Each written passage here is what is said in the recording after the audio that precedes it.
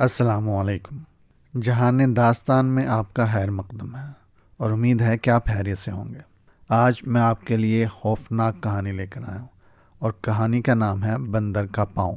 کہانی شروع کرنے سے پہلے ہمارے چینل کو سبسکرائب کر دیں اور بیل آئیکن کے بٹن پہ کلک کر دیں۔ تو شروع کرتے ہیں بندر کا پاؤں۔ باہر ابر تیر و تار گرا ہوا اور موسلادھار پانی برس رہا تھا، لیکن مکان کے اندر بجلی کی تیز روشنی میں باپ، بیٹا اور ماں بڑے اطمینان کے ساتھ بیٹھے تھے۔ مسٹر وائٹ اور اس کا اکلوتا بیٹا ہربرٹ شطرنج کھیل رہے تھے اور مسز وائٹ، جس کے سر کے بال سفید لیکن چہرہ اب تک حسن رفتہ کے اثار لیے تھا، آگ کے پاس بیٹھی کچھ بن رہی تھی۔ اتنے میں ہوا کا ایک تیز جھونکا آیا جس سے کھڑکی کی چلمن پھٹ پھڑانے لگی۔ اس پر مسٹر وائٹ نے کہا، اوف، کس زور کی ہوا چلتی ہے اور بادل ہے کہ کھلنے کا نام نہیں لیتا۔ اس طرح کی حالت میں مجھ کو امید نہیں کہ وہ آج بھی ملنے کے لیے آ سکے۔ لیجئے، مات ہے، بیٹے نے باپ کے لفظوں کی پرواہ نہ کرتے ہوئے شطرنج کی نئی چال چل کر کہا۔ لیکن معلوم ہوتا ہے مسٹر وائٹ کے خیالات کھیل سے زیادہ کسی اور معاملے کی طرف لگے ہوئے تھے، کیونکہ اس نے بیٹے کے الفاظ کو انسنا کر کے اپنی دھن میں تقریر جاری رکھتے ہوئے کہا، 2 دن ہو گئے می کی پرزور جڑیوں نے زمین کی اتنی ہاک روبی کی ہے، لیکن پھر بھی پانی کہتا ہے کہ آج کے بعد پھر کبھی نہ برسوں گا۔ ہوا کے سناٹے دانت کھٹے کیے دیتے ہیں، کثرت بارہ سے سڑک دکھائی نہیں دیتی۔ ایسے ناخوشگوار موسم میں کسی کا اتنی دور چل کر یہاں تک آنا مرحلہ سے کم نہیں۔ لیکن یہ کیا آواز تھی؟ میرے خیال میں غالباً وہ آ گیا۔ یہ الفاظ بوڑھے مسٹر وائٹ نے باہر کا پھاٹک زور سے کھلنے اور بند ہونے کی آواز سن کر کہے۔ وہ بازی کو اسی حالت میں چھوڑ کر اپنی جگہ سے اٹھا اور دروازہ کھول کر ڈیوٹی میں نکلا۔ تھوڑی دیر اس طرح کے الفاظ سنائی دیتے رہے، گویا وہ نوارد سے اس تکلیف و پریشانی پر جو اس کو وہاں تک آنے میں اٹھانی پڑی تھی تسکین بخش الفاظ کہہ رہا ہے۔ جواب میں نوارد نے بھی کچھ کہا، جس کے بعد دونوں آگے پیچھے بیٹھک میں داخل ہوئے۔ ایک دراز قد تنومند آدمی جس کا چہرہ سرخ و سفید اور آنکھیں بہت چھوٹی تھیں، مسٹر وائٹ کے پیچھے پیچھے کمرہ میں داخل ہوا۔ آپ ہیں میرے دوست سارجنٹ میجر مارس، مسٹر وائٹ نے آنے والے کا تعارف کراتے ہوئے کہا۔ سارجنٹ میجر نے ماں بیٹے دونوں سے مصافحہ کیا، پھر اس کرسی پر بیٹھ گیا جو اس کی خاطر آگ کے قریب سرکا دی گئی تھی۔ ادھر مسٹر وائٹ نے الماری سے وسکی کی ایک کھلی ہوئی بوتل اور 2 گلاس نکال کر میز پر رکھ لیے اور چائے کی چھوٹی سی کیتلی آگ پر دھر دی۔ نوارد نے پے در پے 3 مرتبہ شراب پی۔ تیسری بار جب گلاس ہاتھ سے رکھا تو اس کی آنکھوں کی تیز چمک کیفیت و سرور ظاہر کرتی تھی۔ اب اس کی زبان کھل گئی اور اس نے اپنی زندگی کے بعض گزرے ہوئے واقعات کی داستان بیان کرنی شروع کر دی، ان دور افتادہ مقامات کے عجیب و حیرت انگیز حالات جن میں اس کی زندگی کا برا حصہ بسر ہوا تھا۔ ایسے مقامات کا حال جہاں عجیب و غریب خیالات و عادات کے لوگ رہتے ہیں، جن کا حال فقط اخباروں یا کتابوں کے ذریعے ہی معلوم ہوتا ہے اور ان کے بارے میں پڑھنے سننے میں آتا ہے۔ دیکھ لو، 21 سال کے بعد واپس آنا ہوا ہے، مسٹر وائٹ نے بیوی اور بیٹے کو مخاطب کر کے نوارد کی نسبت کہا۔ جب میرا دوست اس ملک سے رخصت ہوا تو اس کی عمر بہت چھوٹی تھی اور وہ ایک گودام میں شاگردی کرتا تھا۔ اب ذرا اس کی طرف دیکھو تو معلوم ہوتا ہے اس دور افتادہ سرزمین میں رہتے ہوئے آپ کی صحت نے ہر لحاظ سے ترقی کی ہے، مسز وائٹ نے گفتگو میں حصہ لے کر کہا۔ میری اپنی خواہش یہ ہے کہ کبھی سیر کرنے اس ملک جاؤں جس کا میں نے آج تک فقط حال سنا ہے، یعنی ہندوستان میں۔ خدا کے لیے کہیں جانے کا نام نہ لو، سارجنٹ میجر نے افسوسناک انداز سے سر ہلاتے ہوئے کہا۔ میرے دوست، جو آرام گھر میں آدمی کو ملتا ہے وہ باہر جا کر میسر نہیں آتا۔ تو بھی میں اس سرزمین قدیم کے مندر، اس کے فقیر اور حیرت انگیز کرتب کرنے والے مداریوں کو دیکھنا چاہتا ہوں، مسٹر وائٹ نے زور دے کر کہا۔ لیکن یاد آ گیا اس روز جب تم سے ریسٹورانٹ میں ملنے کا اتفاق ہوا تو وہ کیا ذکر تھا جو تم کرنے لگے تھے؟ شاید کسی بندر کے پاؤں کا؟ چھوڑو اس ذکر کو رہنے دو، جہاں دیدہ سپاہی نے جلدی سے بات کاٹتے ہوئے کہا۔ وہ ذکر تازہ کرنے کے لائق نہیں ہے۔ بندر کا پاؤں؟ میں سمجھی نہیں، مسز وائٹ نے اظہار تعجب کرتے ہوئے پوچھا۔ میڈم، وہ ایک جادو کی چیز تھی، لیکن میں نہیں چاہتا کہ اس کا ذکر پھر تازہ کیا جائے، سارجنٹ میجر نے جواب دیا، اور اس کے بعد گفتگو کا رخ بدلنے کے خیال سے کہنے لگا، کس طرح موسلادھار چھاچھوں پانی برس رہا ہے۔ لیکن آدمی نے کچا دودھ پیا ہے۔ اس کی سب سے بڑی کمزوری یہ ہے کہ جس چیز سے اس کو باز رکھا جائے وہ اسی کا کھوج لگانے کو بےتاب ہونے لگتا ہے۔ مسٹر اور مسز وائٹ نیز ان کا بیٹا اب اس ذکر کو مفصل سننے کے لیے بے قرار ہو گئے تھے۔ ان کے اصرار پر ملاقاتی نے اس شخص کی مانند جس کے خیالات کی رو بہت دور پہنچی ہو، پہلے اپنے خالی گلاس کو اٹھا کر منہ سے لگایا، پھر یوں ہی اس کو میز پر رکھ دیا۔ مسٹر وائٹ نے یہ حالت دیکھ کر اس کو پھر ایک بار پر کر دیا۔ اتنے میں نوارد اپنی جیبوں کو ٹٹولتے ہوئے کسی چیز کو تلاش کرنے لگا۔ کہنے لگا، دیکھنے میں یہ ایک نہایت معمولی چیز ہے، یعنی اس طرح کی ہڈی جس کا گوشت اور پوست خشک ہو چکا ہے۔ لیجئے، مل گیا۔ اس نے کوئی چیز اپنی جیب سے نکال کر حاضرین کو دکھائی۔ مسز وائٹ تو برا سا منہ بنا کر پیچھے ہٹ گئی، لیکن بیٹے نے ہاتھ بڑھا کر اس کو لے لیا اور بغور اس کا معائنہ کرنے لگا۔ اور کیوں صاحب، اس میں خصوصیت کیا ہے؟ مسٹر وائٹ نے اس چیز کو بیٹے کے ہاتھ سے لے کر اچھی طرح دیکھنے کے بعد اس کو میز پر رکھتے ہوئے پوچھا۔ آپ مانیں یا نہ مانیں، لیکن اس چیز کو بے حد طاقت حاصل ہے۔ دراصل ایک بڈھے سنیاسی نے اس کا حال مجھ کو بتایا تھا۔ اس نے بیان کیا کہ واقعہ میں اس دنیا کے اندر ہوتا وہی ہے جو آدمی کی تقدیر میں لکھا ہوا ہو، لیکن بعض بے وقوف تقدیر کو پلٹنے کی کوشش کرنے لگتے ہیں اور اکثر خطا کھا جاتے ہیں۔ اس کلیہ کو ثابت کرنے کی غرض سے اس نے یہ چیز مجھ کو دی تھی اور کہا تھا کہ جو شخص اس حقیقت کو نہ مانے وہ اپنے طور پر آزمائش کر کے دیکھ سکتا ہے۔ چنانچہ اس ہڈی کی یہ تاثیر ہے کہ 3 مختلف آدمی 3 چیزیں جن کی انہیں خواہش ہو اس سے طلب کر سکتے ہیں، لیکن نتیجہ خوشگوار ثابت ہو یا نہ ہو اس کا حال فقط عالم الغیب کو معلوم ہے۔ یہ الفاظ اس نے قدرے متین اور مؤثر لہجے میں کہے تھے۔ چنانچہ جب اس کی تقریر کے خاتمہ پر مسٹر وائٹ اور اس کے بیٹے نے قہقہہ لگایا تو ان کی ہنسی کی آواز ناخوشگوار سنائی دی۔ کیوں بھلا، آپ نے اس سے کوئی مراد مانگی یا نہیں؟ ہربرٹ وائٹ نے آخرکار پوچھا۔ جہاں دیدہ سپاہی نے اپنے دوست کے چہرے کی طرف اس طرح دیکھنا شروع کیا جس طرح سن رسیدہ لوگ نوجوانوں کی نئی نئی علول العزمیوں کو دیکھا کرتے ہیں، پھر مری ہوئی آواز میں کہا، میں نے ایسا کیا تھا، لیکن اس کا چہرہ ان الفاظ کو کہتے ہوئے بالکل بے رنگ ہو گیا۔ پھر کیا وہ مراد پوری ہوئی؟ مسز وائٹ نے پوچھا۔ ہاں، لیکن ایک نادیدہ، یہ الفاظ کہتے ہوئے شاید اس کا ہاتھ زور زور سے کانپنے لگا تھا کیونکہ گلاس کا کنارہ اس کے دانتوں سے ٹکرا کر بجنے لگا۔ کیا آپ کے سوا کسی اور نے بھی اس سے کوئی مراد مانگی؟ عورت نے ہوا کی بیٹی کی مانند بات کا کھوج لگانے کی کوشش کرتے ہوئے پوچھا۔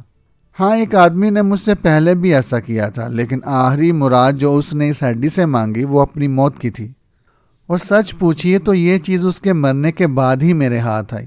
حاضرین میں گہری خاموشی چھا گئی، صرف پانی کی چکش اس کو قطع کرتی سنائی دیتی تھی۔ مارس، میرے دوست، بڈھے وائٹ نے آخرکار کہا، اگر تم اس چیز سے ایک بار کام لے چکے تو اب یہ تمہارے لیے یقیناً بیکار ہے، پھر کیوں تم نے اس کو اپنے پاس رکھ چھوڑا ہے؟ آپ اس کو میری حمایت کہہ لیں یا اوروں کی آفت سے بچانے کی خواہش کا نتیجہ قرار دیں، بہرحال میں اتنا جانتا ہوں کہ اس منحوس چیز کی بدولت آج تک کسی کو سکھ حاصل نہیں ہوا، بس میں اسے کسی کے حوالے کرتا ہوا ڈرتا ہوں۔ کیوں بھلا، تم اگر اس سے پھر ایک مرتبہ کوئی چیز طلب کر سکو تو کیا ایسا کرو گے؟ وائٹ نے پرخیال انداز سے پوچھا۔ بالکل نہیں، قطعاً نہیں۔ یہ کہتے ہوئے اجنبی نے وہی چیز جس کا نام اس نے بندر کا پاؤں رکھا ہوا تھا ایک انگلی اور انگوٹھے کی مدد سے اٹھا کر جلتی آگ میں ڈال دی، لیکن اس سے پہلے کہ آتشی شعلے اس پر اثر انداز ہوتے، وائٹ نے ایک ہلکی سی چیخ مار کر جٹ اس کو اٹھا لیا۔ کیوں ناحق اٹھاتے ہو؟ سارجنٹ میجر نے کہا۔ اسے جل جانے دو، یہ چیز اسی لائق ہے کہ بسم ہو جائے۔ مارس، اگر یہ تمہارے کارآمد نہیں ہے تو کیوں نہیں مجھ کو دے دیتے؟ میں ہرگز اسے نہ دوں گا، اور اگر تم زبردستی اپنے پاس رکھنا چاہتے ہو تو یاد رکھو نتیجہ کا ذمہ دار میں نہیں، میرا کہا مانو اور اب بھی اس کو جلتی آگ میں پھینک دو۔ نہیں، میں اسے رکھنا چاہتا ہوں، بڈھے نے جواب دیا۔ پھر اپنے دوست سے اس نے پوچھا، یہ بتاؤ اس سے کوئی چیز مانگنے کا عمل کس طرح کیا جاتا ہے؟ طریقہ صرف یہ ہے کہ اسے اپنے داہنے ہاتھ میں لے کر صدقے دل سے اونچی آواز میں اتنا کہہ دو کہ میری یہ مراد پوری ہو، سارجنٹ میجر نے جواب دیا۔ لیکن میں پھر تم کو خبردار کرتا ہوں، یہ بڑی منحوس چیز ہے، جس کسی نے اس کی آزمائش کی خطا کھائی، یاد رکھو تم بھی ایسا کر کے پچھتاؤ گے۔ اس نے ذرا توقف کے بعد کہا، یہ تو کوئی الف للہ کی سی داستان ہے۔ مسز وائٹ نے اپنی جگہ سے اٹھ کر رات کا کھانا میز پر رکھتے ہوئے کہا۔ پھر وہ ہنستے ہوئے شوہر سے کہنے لگی، پہلی مراد تو یہ مانگنا کہ میرے 4 ہاتھ ہو جائیں۔ مسٹر وائٹ نے سحر آلود ہڈی اپنی جیب میں ڈال لی تھی، اب پھر اس کو نکال کر ہاتھ میں لے لیا، لیکن جب سارجنٹ میجر نے دہشت امیز نظروں سے دیکھتے ہوئے اپنے دوست کا بازو پکڑ لیا اور گھبرائے ہوئے لہجے میں کہا، دیکھو اگر چیز مانگنے لگے ہو تو دانش مندی سے مانگنا، تو اس کی مضحکہ خیز صورت دیکھ کر تینوں بڑے زور سے ہنس پڑے۔ مسٹر وائٹ نے ہڈی کو دوبارہ جیب میں رکھ لیا اور میز کے دونوں جانب کرسیاں لگا کر اپنے فوجی دوست کو کھانے کی دعوت دی۔ اس مصروفیت میں تھوڑی دیر کے لیے سحر آلود ہڈی کا خیال بالکل ہی ذہن سے اتر گیا، اور جب اس کے بعد کھانے کا دور ختم ہوا تو گفتگو کسی اور ہی مضمون پر ہونے لگی۔ آخرکار جب بڑی رات گئے مہمان رخصت ہوا تو نوجوان ہربرٹ مسکراتے ہوئے کہنے لگا، میرے خیال میں یہ جتنی بھی حکایتیں آپ کے دوست نے بیان کی ہیں سراسر فرضی تھی۔ مثل مشہور ہے کہ جہاں دیدہ سیاح سب سے زیادہ جھوٹ بولا کرتا ہے۔ اس لحاظ سے جو کچھ اس نے اس ہڈی کی بات بیان کیا جس کا نام وہ بندر کا پاؤں لیتا تھا، وہ بھی سراسر باطل اور فرضی ہوگا۔ خیر، آزمائش کرنے میں کیا حرج ہے، مسز وائٹ نے جواب دیا، لیکن سوچنا یہ ہے کہ سب سے پہلی مراد کیا مانگنی چاہیے۔ کیوں نہ آپ شہنشاہ اعظم بننے کی خواہش کریں؟ لڑکے نے ہنستے ہوئے تحریک کی۔ مسٹر وائٹ نے خشک ہڈی جیب سے نکال کر ہاتھ میں لے لی اور عجیب طرح کی نظروں سے اس کی طرف دیکھتے ہوئے کہنے لگا، عقل کام نہیں کرتی، اس سے کیا مانگا جائے؟ خدا نے ہمیں سب کچھ دے رکھا ہے۔ اچھا ٹھہرو، میں آپ کو بتاتا ہوں، نوجوان ہربرٹ نے باپ کے کندھے پر ہاتھ رکھ کر کہا۔ مکان کی قسط ادا کرنے کو 200 پاؤنڈ درکار ہیں، وہی مانگ لیجئے۔ بڈھے کے چہرے پر بے اعتباری کا تبسم پیدا ہوا، پھر بھی اس خیال سے کہ اتنا کہہ دینے میں کوئی حرج نہیں، اس نے اپنے فوجی دوست کے سمجھائے ہوئے طریق پر ہڈی کو سیدھے ہاتھ میں لے کر کسی قدر اونچی آواز سے کہا، میں 200 پاؤنڈ مانگتا ہوں۔ خدا معلوم یہ سوئے اتفاق تھا یا محض اس کا وہم، لیکن الفاظ اس کے منہ سے نکلے ہی تھے کہ بجلی کی تیز چمک آنکھوں میں خیرگی پیدا کرتی ہوئی کمرے کے اندر پھر گئی، اور اس کے ساتھ ہی بادل اس زور سے گرجا گویا فاصلہ پر توپوں کی باڑ چل رہی ہو۔ رات کے اس پرشور کڑکے کا ایک نتیجہ یہ ہوا کہ ہڈی مسٹر وائٹ کے ہاتھ سے چھٹ کر فرش پر زمین پر گر پڑی۔ بیٹے نے اس کو اٹھا کر دوبارہ میز پر رکھ دیا اور کہنے لگا، کیوں آپ نے اس کو ہاتھ سے چھوڑ دیا؟ کس لیے؟ میں نہیں کہہ سکتا۔ کیا بات ہے؟ مجھ کو ایسا معلوم ہوا کہ الفاظ کہتے وقت اس ہڈی نے خود بخود ایک زوردار حرکت کی اور وہ میری گرفت سے نکل کر نیچے جا پڑی۔ خیر، اتنا تو میں بھی دیکھ رہا ہوں کہ 200 پاؤنڈ کی رقم کہیں نظر نہیں آتی۔ باہر پانی بدستور موسلادھار برسے جا رہا تھا، کبھی ذرا سی دیر کے لیے بوندیں ہلکی پڑ جاتی تھی اور اس کے بعد پھر بڑے زور سے گرنے لگتی، جیسے کوئی رونے والا تھک کر ذرا دم لے اور پھر رونے لگے۔ مسٹر وائٹ تھوڑی دیر چپ چاپ کرسی پر بیٹھا رہا، عجب طرح کی افسردگی اور دل گرفتگی اس پر طاری تھی۔ بیٹے کے الفاظ پر کہنے لگا، 200 پاؤنڈ تو کیا آئیں گے، یوں ہی دل بہلاوے کے لیے میں نے کہہ دیا، اور سچ پوچھو اس میں نقصان بھی کیا ہوا؟ گو اس کے باوجود سچ کہتا ہوں، ہڈی مجھے اپنے ہاتھ میں اس طرح حرکت کرتی معلوم ہوئی گویا اس میں جان ہو۔ اچھا اب زیادہ وہم نہ کیجیے، میں امید کرتا ہوں صبح جب آپ سو کر اٹھیں گے تو 200 پاؤنڈ کسی رومال میں بندھے ہوئے آپ کے سرہانے رکھے ہوئے مل جائیں گے۔ اتنا کہہ کر نوجوان ہربرٹ نے زور سے قہقہہ لگایا اور سونے کے لیے کمرہ میں چلا گیا۔ اس کے پیچھے پیچھے مسز وائٹ بھی رخصت ہو گئی، لیکن بڈھا مسٹر وائٹ بڑی دیر تک وہیں اپنی کرسی پر بیٹھا ہوا آگ کے شعلوں کو بے مدعا تکتا رہا۔ کئی کئی طرح کی صورتیں اس کو آگ کی لہکتی ہوئی زبانوں کے اندر دکھائی دیتی تھی، لیکن سب سے آخری صورت جو اس کو نظر آئی وہ ایک ہیبت ناک دیو ہیکل بندر کی تھی، جس کی شکل اتنی بھیانک اور ڈراؤنی تھی کہ مسٹر وائٹ اسے دیکھ کر ڈر گیا۔ تفسیر اتنی واضح اور صاف تھی کہ اس کو دیکھ کر وہ اپنی جگہ پر بیٹھا نہ رہ سکا، گھبرا کر اٹھا اور ہلکا سا تلخ قہقہہ لگا کر، جس کے ذریعے سے شاید وہ اپنے دل کی بےتابی کو دور کرنا چاہتا تھا، اس نے تھوڑا سا پانی آگ پر گرا دیا اور بستر پر جا کر لیٹ گیا۔ صبح کو آنکھ کھلی تو بارش تھم چکی تھی۔ طلوع ہوتے ہوئے آفتاب کی شعاؤں کا عکس پانی میں رنگا رنگ کے بلبلے پیدا کر رہا تھا۔ بھیگے ہوئے درختوں سے ہوا کے زور کے باعث پانی ٹپکنے اور چھوٹے چھوٹے پرندے جو رات بھر سہمے ہوئے درختوں کی شاخوں میں چھپے بیٹھے رہے تھے، اب بار بار نکل کر پروں کو سلجھانے اور چہچہانے لگے تھے۔ اس تھوڑی دیر بعد مسز وائٹ کسی کام سے اندر آئی تو شوہر کی افسردہ صورت دیکھ کر کہنے لگی، اب میں خیال کرتی ہوں جو کچھ تمہارے دوست نے کل رات ہم کو بتایا سراسر فرضی اور بے بنیاد تھا۔ ہماری اپنی کم عقلی ہے کہ اس کی باتوں پر یقین کیا۔ سوچو تو اس زمانے میں اس طرح کے معجزے کیوں کر ظہور میں آ سکتے ہیں۔ اس کے علاوہ اگر سچ مچ وہ 200 پاؤنڈ جو ہم نے مانگے تھے مل بھی جائیں تو ان سے کسی کو کیا نقصان پہنچ سکتا ہے؟ کیوں نہیں پہنچ سکتا ہے؟ نوجوان ہربرٹ نے چھیڑتے ہوئے کہا، فرض کرو 200 پاؤنڈ کی بندھی ہوئی پوٹلی آسمان سے آپ کے سر پر آ گرے۔ چلو اب اس ذکر کو ناحق لمبا نہ کرو، باپ نے فیصلہ کن لہجہ میں کہا، جو ہونا تھا ہو گیا، لیکن میں ایک بات کہتا ہوں۔ ہربرٹ نے کام پر جانے کے خیال سے اٹھتے ہوئے کہا، اگر میری غیر حاضری میں یہ 200 پاؤنڈ کی رقم سچ مچ کہیں سے مل جائے تو اس کو میرے واپس آنے تک محفوظ رکھنا، پھر سوچیں گے ہمیں اسے کیوں کر خرچ کرنا چاہیے۔ بیٹے کے رخصت ہو جانے کے چند گھنٹے بعد میاں بیوی دوپہر کے کھانے کی میز پر بیٹھے تو مسز وائٹ ہنس کر بولیں، اب تو وہ جس وقت کام سے واپس آیا تو ہمیں اور بھی زیادہ چھیڑے گا۔ ناحق تم نے اس کو مذاق اڑانے کا موقع دیا۔ میں اور تو کچھ نہیں جانتا، وائٹ نے اپنا گلاس بیئر سے پر کرتے ہوئے کہا، لیکن ہاں اتنا ضرور کہتا ہوں کہ جب الفاظ میرے منہ سے نکلے تو اس چیز نے میرے ہاتھ میں اس طرح حرکت کی گویا اس میں جان ہو۔ وہم، کورا وہم، عورت نے شوہر کی دل جمی کے لیے کہا، میں وہمی آدمی نہیں ہوں۔ اس کے علاوہ جو کچھ ہوا وہ اتنا حلاف تھا۔ کیوں، کیا بات ہے؟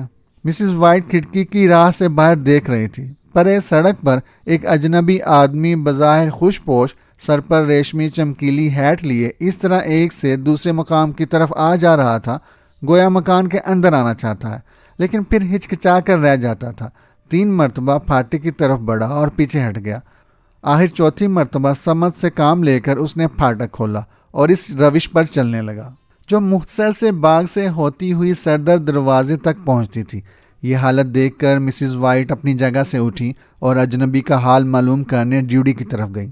اس کے تھوڑی دیر بعد جب وہ اس کو ساتھ لیے واپس آئیں تو ایسا معلوم ہوتا تھا کہ ایک عجیب طرح کی بےتابی نوارد کے دل کو لاحق ہے۔ وہ کوئی بات کہنا چاہتا تھا لیکن کہہ نہ سکتا تھا۔ مسز وائٹ نے کمرہ کی بے ترتیبی کے متعلق عذر خواہی کے چند الفاظ کہے، لیکن اس سے پہلے کہ وہ تقریر ختم کرتی اجنبی کہنے لگا، معاف کیجئے، میں کارہانہ اینڈ میگن کی طرف سے آیا ہوں۔ بات دراصل یہ ہے۔ اس نام کو سن کر عورت بڑے زور سے چونکی اور بدخواسی کے لہجہ میں کہنے لگی، خیر تو ہے، میرا ہربرٹ ہر طرح صحیح سلامت، بولو، جواب دو، چپ کیوں ہو؟ شوہر نے ہاتھ کے اشارے سے بیوی کو روکا اور فہمائش کرتے ہوئے کہنے لگا، اس قدر بےتاب نہ ہو، سن تو لو، آپ کیا کہنا چاہتے ہیں؟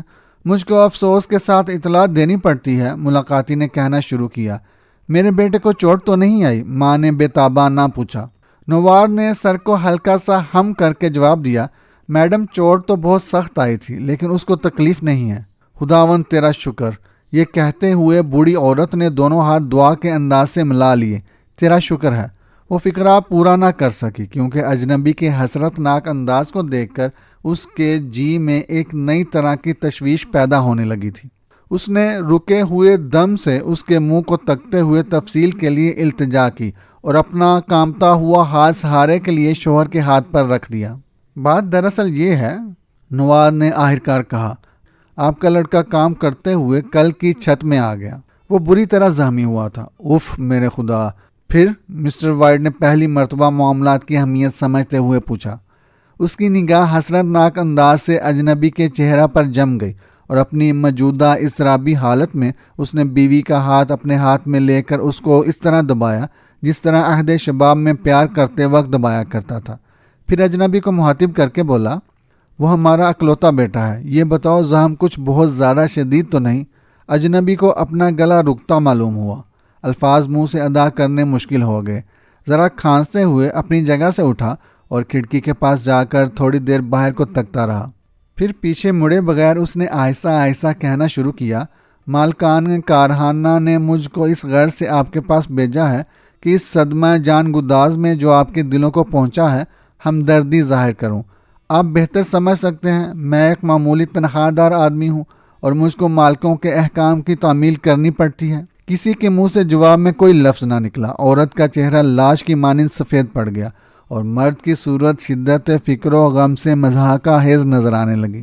اتنے میں اجنبی نے دوبارہ تقریر کرتے ہوئے کہا، میں یہ عرض کر رہا تھا کہ مالکان کارخانہ نے مجھ کو یہ کہنے کے لیے آپ کے پاس بھیجا ہے کہ جو کچھ ہوا اس کے لیے وہ ذمہ دار تو نہیں ہے، لیکن آپ کا بیٹا چونکہ عرصہ دراز سے ان کے کارخانے میں کام کرتا تھا، اس لیے حسن خدمت کے صلہ میں انہوں نے اس حادثہ جان گداز کے پیش آنے پر کچھ روپیہ زر امداد کے طور پر بھیجا ہے۔ بیوی کا ہاتھ مسٹر وائٹ کی گرفت سے چھٹ گیا۔ وہ گھبرا کر اپنی جگہ سے اٹھا اور بڑی مشکل سے یہ الفاظ اس کے منہ سے نکلے، 200 پاؤنڈ۔ اس بات سے قطعاً بے خبر کہ بدنصیب عورت کے منہ سے ان الفاظ کو سن کر کتنی جگر دوست چیخ نکلی، ستم رسیدہ بڈھے کے ہونٹوں پر ہیبت ناک تبسم پیدا ہوا۔ اس نے دونوں ہاتھ اس طرح آگے نکالے جس طرح اندھے کیا کرتے ہیں، اور اس کے ساتھ ہی لاش کی مانند زمین پر گر پڑا۔ آبادی سے کم و بیش 2 میل کے فاصلے پر ایک چھوٹے سے قبرستان میں بدنصیب ہربرٹ کی کچلی ہوئی لاش کو سپرد خاک کیا گیا، اور اس کے ستم رسیدہ ماں باپ، جن کی مانگی ہوئی مراد ایسے سانحی طریقے پر پوری ہوئی تھی، ملول و محزون اور دل شکستہ پھر اسی مکان میں زندگی کے دن پورے کرنے لگے۔ ہربرٹ کی موت کے ساتھ ان کا کاشانہ امید کا چراغ اب ہمیشہ کے لیے گل ہو گیا تھا۔ اب وہ بدنصیب سخت پریشانی کی حالت میں زندگی کی گھڑیاں بسر کر رہے تھے۔ دل ٹوٹے ہوئے چہروں پر یاس کے استعماری آثار، حالت دیکھو تو جیسے لٹا بنجارا۔ حیران ہو کر سوچتے تھے کہ مقدر نے کیا پلٹا کھایا۔ غریب مسز وائٹ بارہا صبح کو بستر پر بیٹھ کر اونچی آواز سے کہا کرتی، اسے کس بے کساں سے مددگار راہ گم کر داگا۔ ہم نے زندگی میں ایسا کون سا گناہ کیا تھا جس کا یہ ہولناک صلہ ہم کو ملا ہے؟ کہنے کو جیتے تھے لیکن مردوں سے بدتر۔ روٹی گلے میں اٹکتی اور ایک دوسرے کی بات تک کڑوی لگتی۔ صدمہ کی شدت اتنی عظیم تھی کہ وہ کئی بار یہ سوچنے پر مجبور ہو جاتے کہ جو کچھ پیش آیا واقعہ ہے یا کوئی ہیبت ناک خواب۔ کئی مرتبہ دلوں میں خیال پیدا ہوا کہ قدرت اتنی بے رحم نہیں ہو سکتی جتنا بظاہر معلوم ہوتا ہے، اور اگر خدا کی خدائی کا انصاف ہے تو ضرور کوئی نیا واقعہ قریب پیش آئے گا۔ لیکن دنوں پر دن گزرتے جا رہے تھے اور کوئی ایسی بات جس کی مبہم سی امید ان کے دلوں کو لگی ہوئی تھی ظہور میں نہ آتی۔ ہربرٹ کی مرگ ناگہاں کے 10 یا 15 دن کا بعد کا واقعہ ہے۔ آدھی رات کا وقت تھا اور دونوں میاں بیوی بستر پر لیٹے ہوئے بےتابانہ کروٹیں بدل رہے تھے۔ کمرہ میں ایک دھندلی سی روشنی تھی جو رات کے اندھیرے کو اور بھی زیادہ نمایاں کرتی تھی۔ دفعتاً بڈھے وائٹ کو ایسا معلوم ہوا جیسے کوئی سسکیاں لے لے کر روتا ہے۔ اس نے لحاف سے منہ نکال کر دیکھا تو بیوی کھڑکی کے ساتھ لگی ہوئی رو رہی تھی۔ اس نے پر محبت لہجہ میں آواز دی، کیوں اپنی جان کو ہلکان کرتی ہو؟ مرنے والا اب کیا واپس آ سکتا ہے؟ سردی لگ جائے گی، کوئی اور مصیبت نازل ہوگی، آؤ لیٹ کے آرام کرو۔ ہائے، کیا تم اتنا نہیں سوچتے کہ جس کو ہم ٹھنڈی زمین میں دفن کر کے آئے ہیں کتنی سخت سردی محسوس کر رہا ہوگا؟ عورت نے روتے روتے جواب دیا، اور اس کے بعد اس کی سسکیاں لینے کی آواز تیز تر ہو گئی۔ مسٹر وائٹ سے کوئی جواب بن نہ آیا۔ یہ سوچ کر چپکا پڑا رہا کہ مہر بادری کا جوش ہے خود ہی رفع ہو جائے گا، میرے کہنے کا کوئی اثر نہیں ہو سکتا۔ اسی حالت میں شاید چند منٹ کے لیے اس کی آنکھ لگ گئی، یا ممکن ہے وہ آنکھیں بند کیے جاگ ہی رہا ہو۔ بہرحال ناگہاں اس کو یہ آواز سنائی دی، وہ ہڈی کہاں ہے جسے بندر کا پاؤں کہتے تھے؟ نیم بیداری کی حالت میں بڈھا گھبرا کر بستر پر بیٹھ گیا اور بے ربط لفظوں میں پوچھنے لگا، کیوں؟ کیا ہوا؟ کیا بات ہے؟ عورت لڑکھڑاتی ہوئی اس کے پاس آئی اور کہنے لگی، تم نے اس کو ضائع تو نہیں کر دیا؟ کیا وہ اب تک محفوظ ہے؟ میں نے اس منحوس چیز کو الماری کے اندر رکھ دیا تھا، تمہیں اس کی کیا ضرورت پڑ گئی؟ عورت دیوانوں کی طرح کبھی رونے کبھی ہنسنے لگتی ہے۔ اسی حالت میں کہنے لگی، کتنی عجیب بات ہے کہ تمہیں بھی آج تک اس کا خیال نہ آیا۔ کس بات کا؟ کیا بھول گئے ہم ابھی 2 مرادیں اور اس ہڈی سے مانگ سکتے ہیں؟ میں اس پر لعنت بھیجتا ہوں۔ کیا وہ ایک ہی چیز جو ہم نے مانگی زندگی بھر کو کافی نہیں ہے؟ نہیں ٹھہرو، عورت نے زور دے کر کہا، تم جا کر اس کو اٹھا لاؤ اور دعا مانگو کہ ہمارا بیٹا زندہ ہو جائے۔ کیوں احمق بنی جاتی ہو؟ بڈھے نے لحاف کو ایک طرف پھینک کر تھر تھر کانپتے ہوئے کہا، کیا یہ کوئی مانگنے کی چیز ہے؟ جلدی کرو، میں التجا کرتی ہوں۔ تم کتنے سنگ دل باپ ہو کہ مردہ بیٹے کو بلانا تمہارے بس میں ہے اور تم ایسا نہیں کرتے۔ معلوم ہوتا ہے صدمے نے تمہارے دماغ کو وحشت زدہ کر دیا ہے۔ ادھر آؤ، لیٹ کر سو رہو۔ کیا وہ پہلی مراد پوری نہ ہوئی تھی کہ دوسری نہ ہوگی؟ سنو، اس کو مرے آج 2 ہفتہ کے قریب ہو گئے ہیں۔ اتنے عرصہ میں اس کی لاش بھیانک ہو گئی ہوگی۔ ارے وہ تم سے پہچانا بھی نہ جائے گا۔ کیسی فضول بات کہتے ہو؟ عورت نے روتے ہوئے جواب دیا، جسے میں نے راتوں جاگ کر گود میں پالا تھا، کیا اس کی صورت پہچانی نہ جائے گی؟ اس کو دیکھ کر میں کسی حال میں ڈر نہ جاؤں گی؟ اپنی مرضی کے خلاف غریب بڈھے کو بیٹھک میں جا کر وہ ہڈی لانی پڑی۔ واپس آیا تو دیکھا عورت کا چہرہ لاش کی مانند سفید، لیکن اس کی چمکتی ہوئی آنکھوں میں امید کی روشنی جھلک رہی تھی۔ مانگو، اس نے اصرار کیا۔ پچھتائے گی، ہتا کھائے گی۔ مانگو، میں حکم دیتی ہوں۔ شوہر مجبور ہو گیا۔ اس نے ہڈی ہاتھ میں لے کر اونچی آواز سے کہا، میں چاہتا ہوں کہ میرا بیٹا پھر زندہ ہو جائے۔ ہڈی پہلے کی مانند اس کے ہاتھ سے چھٹ کر زمین پر گر پڑی اور وہ کانپتے ہوئے وہیں ایک کرسی پر ڈیر ہو گیا۔ عورت پھر ایک مرتبہ کھڑکی کے پاس گئی اور اس کے پٹ کھول کر اس طرح دیکھنے لگی گویا اسے بیٹے کی واپسی کا پورا یقین تھا۔ ہلکی بارش رم جم ہو رہی تھی۔ درختوں کے پتے باد و تن کے چلنے سے کھڑکھڑاتے تھے۔ سڑک پر لگے ہوئے گیس لمپ کا شعلہ ہوا کے جھونکوں سے کبھی اونچا اٹھتا تھا اور کبھی نیچا، اور کبھی مدھم ہو جاتا تھا، لیکن ہر طرف ویرانی تھی۔ حد نگاہ تک کہیں آدم یا آدمزاد کا پتہ نشان نہ تھا۔ بڈھا کرسی پر بیٹھا بیٹھا ٹھٹر گیا۔ عورت کے ہوا میں کھڑے رہنے سے ہاتھ پیر سن ہو گئے۔ آخر چند منٹ کے بعد مایوس و دل گرفتہ وہ شوہر کے پاس آئی۔ دونوں خاموش تھے۔ دیوار میں لگی ہوئی گھڑی کی ٹک ٹک کے سوا اور کوئی آواز سنائی نہ دیتی تھی۔ ایک بار سیڑھیوں کے چرچرانے کی صدا کانوں میں پہنچی، پھر اس قسم کی آواز سنائی دی گویا کوئی چوہا اندھیرے میں دوڑتا ہوا کسی طرف کو نکل گیا۔ شمع گل ہو گئی تھی، اندھیرے سے جی گھبراتا تھا۔ آخر کار بڈھے سے نہ رہا گیا۔ اس نے دیا سلائی کی ڈبیا ہاتھ میں لی اور ایک تیلی جلا کر اس کی روشنی میں نچلی منزل کی طرف چلا جہاں موم بتیاں رکھی تھی۔ زینہ سے اتر چکا تھا کہ دیا سلائی بجھ گئی۔ وہ دوسری جلانا چاہتا تھا کہ کسی نے سردر دروازے پر ہلکی اور نامعلوم سی دستک دی۔ اس آواز کو سن کر بڈھے کا بدن زور زور سے کانپنے لگا۔ دیا سلائی کی ڈبیا ہاتھ سے چھوٹ کر زمین پر گر پڑی اور سب تیلیاں بکھر گئیں۔ اتنے میں دستک کی دوسری آواز کانوں میں آئی۔ بڈھا وہیں سے پیچھے مڑا اور ڈرتے ہوئے اس کمرہ میں جا کر جہاں مسز وائٹ بیٹھی انتظار کر رہی تھی زور سے دروازہ بند کر دیا۔ عین اسی موقع پر دستک کی تیسری اور تیز تر آواز مکان کے ہر حصہ میں گونجتی سنائی دی۔ یہ کیا آواز تھی؟ عورت نے چوکنی ہو کر پوچھا۔ کچھ نہیں، شوہر نے ٹالتے ہوئے جواب دیا۔ ایک چوہا میرے پاس سے گزرا تھا، اسی کی پیدا کی ہوئی آواز ہے۔ بے کس عورت بستر پر بیٹھی ہمتن گوش ہو کر سن رہی تھی۔ اتنے میں دروازہ کھٹکھٹانے کی ایک بالکل واضح اور صاف آواز پھر کانوں میں آئی۔ ٹھہرو، میرا ہربرٹ واپس آ گیا، رستہ چھوڑ دو، میں اسے لینے جاتی ہوں۔ وہ دوڑی دروازے تک گئی، لیکن مرد رستہ روک کر کھڑا ہو گیا اور اس کا بازو پکڑ کر گلو گرفتہ آواز سے کہنے لگا، کیا اندیر کرتی ہو؟ یہ میرے بیٹے ہربرٹ کی آواز تھی۔ عورت نے ہاتھ چھڑانے کے لیے جدوجہد کر کے کہا، میں بھول گئی تھی کہ اس کو 2 میل کا فاصلہ طے کر کے آنا ہے۔ رستہ چھوڑ دو، میں اسے لینے کے لیے جاتی ہوں۔ خدا کے لیے اس کچلی ہوئی بدنما روح کو اندر نہ آنے دو، بڈھے نے تھر تھر کانپتے ہوئے کہا۔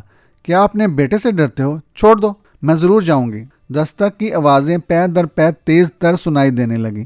عورت نے زور کا جھٹکا دے کر شوہر کو ایک طرف ہٹا دیا اور زینہ سے نیچے اترنے لگی۔ مرد نے پیچھے جا کر اوپر کی سیڑھی پر کھڑے ہو کر التجائی لہجہ میں آوازیں دینی شروع کی۔ اب بھی وقت ہے، واپس چلی آؤ۔ لیکن وہاں تو مامتا کی آگ شعلہ زن تھی، بھلا وہ ان باتوں کو کیا سنتی؟ اس نے جا کر زنجیر کھول دی، پھر نیچے کی چٹخنی کھولی۔